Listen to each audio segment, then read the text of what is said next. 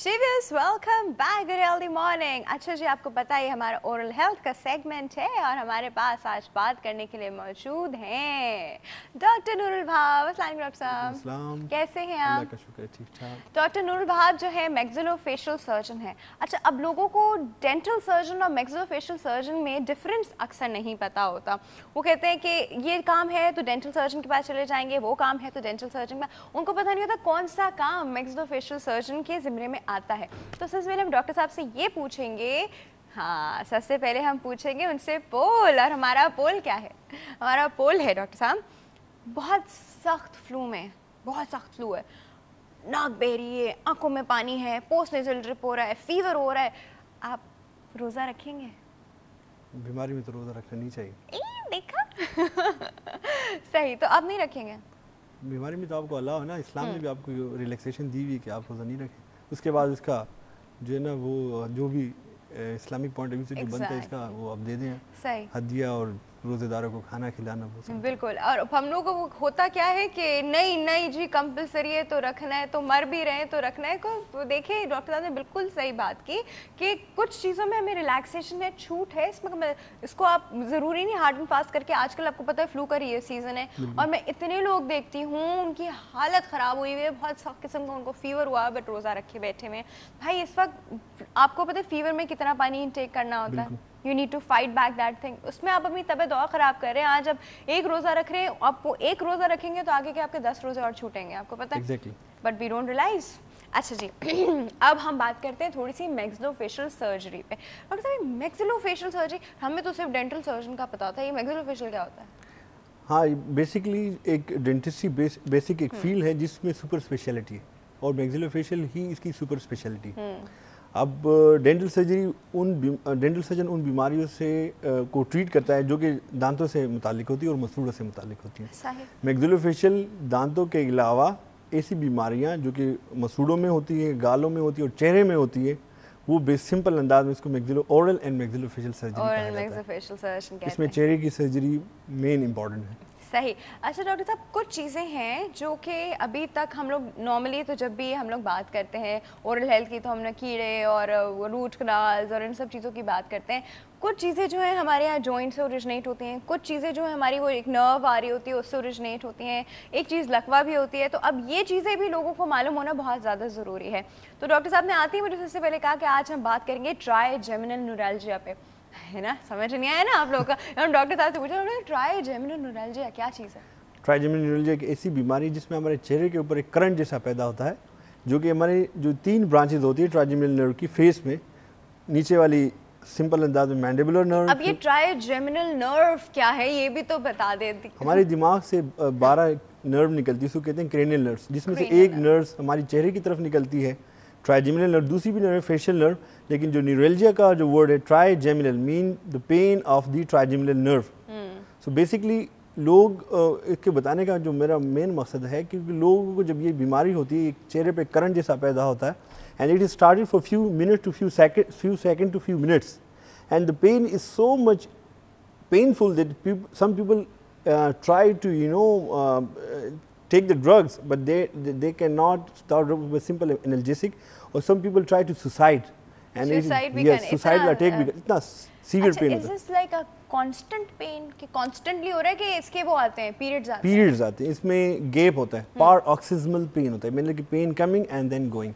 But जो attack होता है जितना ड्यूरेशन बढ़ता जाता है, इनका ड्यूरेशन बढ़ता जाता है, मतलब कि जितना गैप जो इन पेन के अंदर अटैक का है वक्त के साथ साथ कम होता जाता है और ड्यूरेशन भी आहिस्ता आहिस्ता बढ़ना शुरू हो जाता है।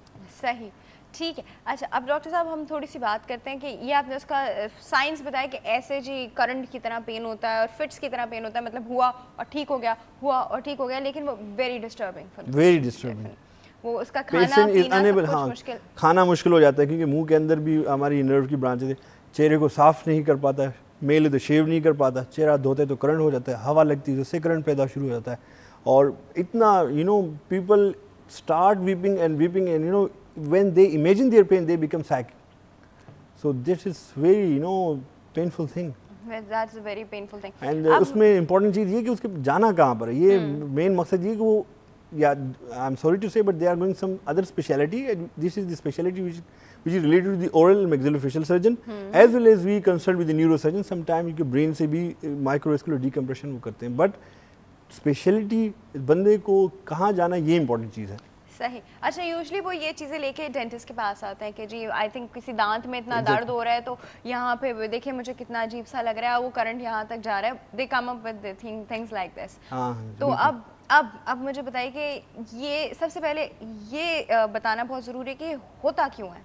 बिल्कुल, क्या होता अच्छा, मैं आपके सवाल को थोड़ा सा चेंज करूंगा। चेंज कर दें जल्दी। उसमें ये है कि जैसे आपने बहुत अच्छा मतलब कि इस बात की तरफ तवज्जो दिलाई कि मेरे पास जो पेशेंट आते हैं या हमारे ओपीडी में या मेरे कुलीग के पास जो पेशेंट आते हैं वो अक्सर सारे दांत निकाल चुके होते हैं। हाँ। ये एग्जैक्टली ये सिनेरियो बहुत कॉमन है। उसमें ये होता है कि वो दांत में दर्द हो रहा है, वो दांत एक निकालता है, फिर दूसरा निकालता है, तीसरा निकालता है, आप देखते हो पूरी की पूरी जो है ना एक साइड की जो आर्ट लड़ी गई हुई है भाई। ये बड़ा इंपॉर्टेंट है कि आप डायग्नोसिस भी इंपॉर्टेंट है, लेकिन अब दूसरी आपके सवाल की तरफ आता हूँ कि ये क्यों होता है।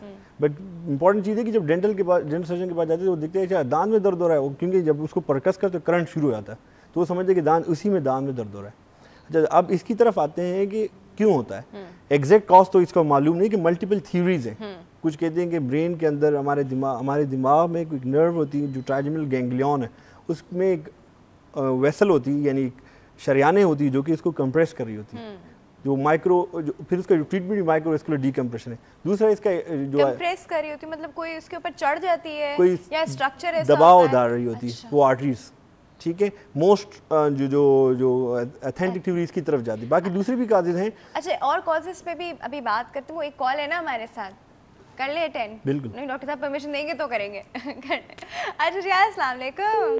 हाँ चले दोबारा कॉल कर लीजिए। और कॉजेज डॉक्टर? दूसरी में ये जहाँ से नर्व निकल रही है वो फोरामेन होते हैं, छोटे छोटे सुराख होते हैं बेस ऑफ स्कल, यानी हमारे दिमाग के नीचे से शरियाने जहाँ निकलती, ये नर्व जो निकलती है वो छोटे छोटे फोरामेन होते हैं, उसकी कंप्रेशन से ये हो सकता है। दूसरा ये वायरल इन्फेक्शन होता है, हर्पीज वायरल जूस्टर, ये भी नर्व की तरफ जब जाते हैं उसकी तरफ भी ये हो सकता है। सही। और दूसरे भी मल्टीपल काजेज हैं, लेकिन जो ऑथेंटिक थ्योरीज इन तरफ इसकी तरफ ज़्यादा तरफ आती हैं। ठीक है। अच्छा ठीक है डॉक्टर साहब, ये तो हो गया, अब इलाज क्या है? सिंपल जो बात है कि पहले इलाज से पहले उसको डायग्नोस करें। हाँ जी, पहले प्रॉपर डॉक्टर के पास तो जाइए। और पता है अक्सर डेंटिस्ट भी आपको, अगर ओरल मैक्सिलोफेशियल सर्जन को डेंटिस्ट देखे, दे रियलाइज कि उनके डोमेन में नहीं आता, ठीक है, तो वो आपको ओरल मैक्सिलोफेशियल सर्जन के पास भेज रहे होते हैं, जिस पे पेशेंट रेजिस्ट कर रहा होता है, नहीं डॉक्टर साहब आप ही कुछ कर दे, मैं नहीं किसी और के पास जाऊँगा। तो प्लीज़ अपने डेंटिस्ट पे थोड़ा सी आसानी करें, वो नहीं ट्रीट कर सकता है इसको। सिंपल ट्रीटमेंट जो डायग्नोसिस का एक आसान सा टेस्ट होता है, एक ड्रग्स होती है जिसे टेग्रॉल है, टेग्रिटॉल के नाम से आती है, कार्बामेज़ेपिन। दूसरे न्यू अरे डॉक्टर साहब रोक देना, यहाँ पे एक कॉल है ना। Call attack. डॉक्टर साहब करें अस्सलाम वालेकुम। वालेकुम अस्सलाम। गुड हेल्दी मॉर्निंग, कौन बात कर रहा है? मैडम मैं सद्दाम उस्मानी बात कर रहा हूँ। जी सद्दाम साहब, कहाँ से बात कर रहे हैं? दादू से। दादू से बात कर रहे हैं जी, क्या कहना चाह रहे हैं? जी मैडम, जो मोहरे से आपकी आवाज समझ नहीं आ रही सत्तार साहब, दोबारा बताइए। मैडम जो फेस से मोहरे निकले हैं। अच्छा, आगे? उसका इलाज हमें बताइए। डॉक्टर आपको समझ में आया? हमें समझ नहीं आ रहा, इलाज किस चीज का पूछ रहे हैं भाई साहब? पूछ रहे? पता नहीं, शायद वो यही पूछ रहे क्योंकि उनकी आवाज़ मुझे बहुत ज़्यादा क्लियर नहीं आ रही। तो सत्तार साहब अगर आप दोबारा कॉल कर लेंगे तो बहुत अच्छा होगा। अभी जो हमें समझ में आया वो ये आया कि आप इसी दर्द का कुछ पूछ रहे हैं, तो हम वही दर्द बता रहे हैं ना भाई, जिसके ऊपर हम डिस्कस कर रहे हैं। ठीक है, हम ट्राइजेमिनल न्यूरोलॉजी की बात करें तो पहले डायग्नोसिस में इसकी जो मेडिसिन है, लाइक एंटी एपिलेप्टिक ड्रग, टेग्रिटॉल है, कार्बामेज़ेपिन है, एंटी कन्वर्जन के लिए भी यूज़ किए जाते हैं। मेनली ये मेडिसिन देने से अगर पेन सबसाइड हो जाता है तो इट मीन ट्राइजेमिनल न्यूरोलजिया। ये सिंपल डायग्नोस्टिक टेस्ट है। अच्छा, अगर आप सिंपल एनर्जेसिक यानी दर्द की दवाइयाँ ले रहे हैं, उससे अगर दर्द नहीं जा रहा तो इसका मतलब क्या है कि ये ट्राइजेमिनल न्यूरोलजिया ही है, और जो कि टेग्रिटॉल या दूसरे ड्रग से जा रहा है। एक बात। दूसरी बात, उसके बाद सीटी स्कैन और MRI वगैरह भी होते हैं, ये देखा जाता है कि वाकई कि ब्रेन में कोई ऐसी जो कंप्रेशन हो रही वो तो नहीं, उसको एक्सक्लूडिंग क्राइटेरिया होता है। तीसरे नंबर पर आपका कोई पेन, क्योंकि पेन दांतों को भी एक्सक्लूड करना चाहिए कि वाकई डेंटल पेन तो नहीं है, तो you should differentiate all the pain with trigeminal neuralgia. सही, ठीक है। अच्छा डॉक्टर अब साहब, आप- अक्सर वो दे देते हैं मसल रिलैक्सेंट।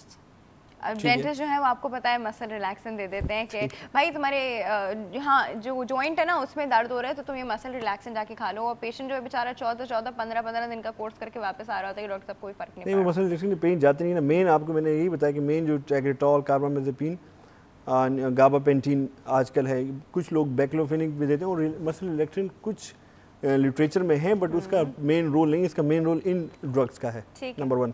अब एक मुसीबत इन ड्रग के साथ ही, जिसे हम पहली ड्रग के नाम जैसे मैंने लिया कार्बामेज़ेपिन, जो टेग्रॉल के नाम से आती है, वो हमारे बोन मेरो को सप्रेस करती है, यानी हमारे खून के जो सेल हैं उसको सप्रेस कर देती है, जिसकी वजह से एनीमिया हो जाता है, इन्फेक्शन हो जाता है और ब्लीडिंग के चांसेस बढ़ जाते हैं। सही। उसके बाद जो दूसरी ड्रग आई है, अच्छा दूसरी ये जिन लोगों को लीवर का मसला होता है या किडनी की भी उनको प्रॉब्लम कर सकती है हाई डोजेज में, क्योंकि आप डोज बढ़ाते जाते हैं पेन को रिलीफ करने के लिए। ठीक है। दूसरे नंबर पर आप गाबापेंटीन है, वो उनकी कॉम्प्लिकेशन कम है, but still they are complication. Patient जब ड्राउजी शुरू हो जाता है तो ये कॉम्प्लिकेशन। Understandable। फिर हम जाते हैं अपनी स्पेशलिटी की तरफ, सर्जिकल की तरफ, यानी पहले मेडिसिन से कंट्रोल करते हैं, अगर मेडिसिन से कंट्रोल नहीं हो then go for the surgical procedure. सही है। Very simple procedure, that is the cryosurgery, very simple. उसमें क्या करते हैं कि नर्व को फ्रीज कर देते हैं, पेन फ्रीज ही कर देते हैं नर्व को। एक वेरी सिंपल जो। डॉक्टर साहब नर्व फ्रीज कर दे, नर्व का बाकी काम कौन करेगा फिर? हाँ, इसमें दो चीज़ें, इसमें जो हमारे पेन के जो फाइबर आ रहे हैं, एक पेन के फाइबर हैं और दूसरे टच सेंसेशन के फाइबर, क्योंकि ये नर्व बेसिकली मिक्स जो है ना, हमारी जो पेन फाइबर है वहाँ तो सेंसरी है, मिक्स टाइप ऑफ नर्व। तो इसमें मेन जो चीज़ है जो पेन सेंसेशन लेकर जा रही है, लाइक इसमें मैं डिटेल में इसलिए नहीं जा रहा हूँ, वो नाम नहीं ले सकते हम, वो भी अभी तो किसी को समझ ही नहीं आएंगे कौन से फाइबर। जो फाइबर हैं जो लेकर जा रहे हैं पेन को, उसको फ्रीज कर देते हैं, सही जो टच सेंसेशन है तो इंटैक्ट रहता है। अदरवाइज जो दूसरा काम है इसका सेंसेशन को लेकर जाना, वो लॉस हो जाती है। ये इसकी है ड्रॉबैक्स, इस सर्जरी का ड्रॉबैक्स है। लेकिन फ्रीजिंग जो क्रायो सर्जरी के जिसके कम होते हैं, सेंसेशन इंटैक्ट रहती है। जो न्यूरेक्टमी होती है, जो प्रोसीजर होता है जिसमें नर्व को काट देते हैं, हाँ, तो उसमें ये सेंसेशन लॉस है। लेकिन जो पेन इतना शदीद होता है क्योंकि मरीज दवाइयाँ खा के, तो उसकी हम कंपैरिजन करते हैं ना कि किसी मर्ज़ का कभी इलाज करते हैं तो इसके इलाज से उसको कितना फ़ायदा हो रहा है और इसकी कॉम्प्लिकेशन से कितना, ये बड़ी इंपॉर्टेंट चीज़ है। डॉक्टर साहब कंप्रेशन नहीं हटाएंगे जिस भी चीज़ की कंप्रेशन आ रही है? बिल्कुल, क्योंकि वो प्रोसीजर थोड़ा सा कॉम्प्लिकेटेड है। अगर आपने पहले डायग्नोस से तो अच्छा है। हाँ, मैंने कहने का मकसद है कि पहले तो आपने डायग्नोस करा, अगर आपको मिलती है कंप्रेशन तो आप डीकम्प्रेशन करेंगे, जिस known as microvascular decompression. But जो मरीज को बोल दे कि आपका ये दिमाग खुलेगा और ये ऑपरेशन, थोड़ा मरीज थोड़ा रिलैक्टेंट होता है, because brain, if you are playing with brain, so if you are in the good hand, so you are safe. If you are not in good hand, so you are playing with the brain and there are a lot of complications as compared to this complication. इसमें neuro physician का कोई neuro physician medication देता है, आते हैं बीच में आते हैं जी, मेडिकेशन जो होते हैं के लिए आते हैं। न्यूरो फिजिशियन मेडिकेट करते हैं, डायग्नोसिस में हेल्प कराते हैं, जो neuro surgeon multi disciplinary approach है बेसिकली बिल्कुल इस बिल्कुल डिजीज के लिए। बिल्कुल। डॉक्टर साहब छोटे से ब्रेक है एक बहुत ही छोटे से ब्रेक है, कहीं नहीं जाएगा, बड़ी अच्छी और इम्पोर्टेंट डिफरेंट बात हो रही है, स्टे ट्यून्ड।